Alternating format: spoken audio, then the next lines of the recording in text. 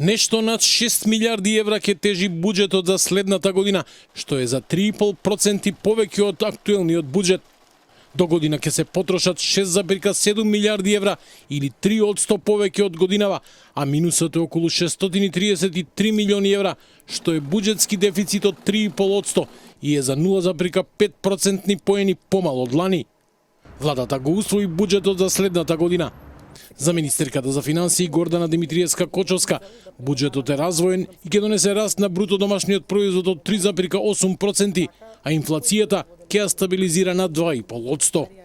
Фискалната политика за 2026 година ќе биде насочена кон одржување на макроекономската стабилност и поддршка на економската активност. Ќе продолжиме со мерки за намалување на сивата економија и зголемување на наплата на буџетските приходи. Буџетот ќе се темели на реални проекции, приходите ќе се планираат според реалните можности, а расходите ќе бидат насочени кон стратешки приоритети. Ќе се намалуваат несуштинските расходи и понатаму, а поддршката за граѓаните и стопанството ќе се спроведува по јасни критериуми и со засилен мониторинг. Новиот буџет предвидува и 7% повеќе пари за плати и речиси 10% повеќе за пензии. Министерката Димитриевска-Кочовска објасни дека платите ќе растат согласно растот на просечната плата, а пензиите според законското усогласување. Ке има ли линеарно покачување за сега не се знае. Ке се кратат непродуктивни трошоци, ке се дигитализираат услугите, ке се внимава на вработувањата во јавниот сектор.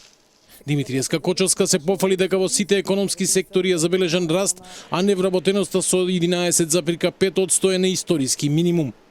Сепак, призна дека планираните капитални инвестиции за до година се пониски од годинешните, оти биле планирани според можностите за реализација. Најголем притисок на буџетот прави еврообврзницата од 700 милиони евра, која доспева следната година, па финансирањето на буџетот повторно ќе се прави со задолжување. Финансирањето е предвидено 950 милиони евра со еврообврзница да оди.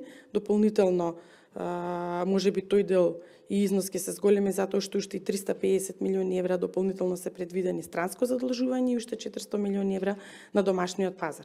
Значи, правиме некоја комбинација помеѓу странското и домашното задолжување за да не ги оптеретуваме нели банките во земјава да можат повеќе да финансираат приватен сектор, да кажем. Предлог буџетот во наредните денови ќе биде доставен до собранието, каде што пратениците ќе расправаат и ќе гласаат за неговото усвојување.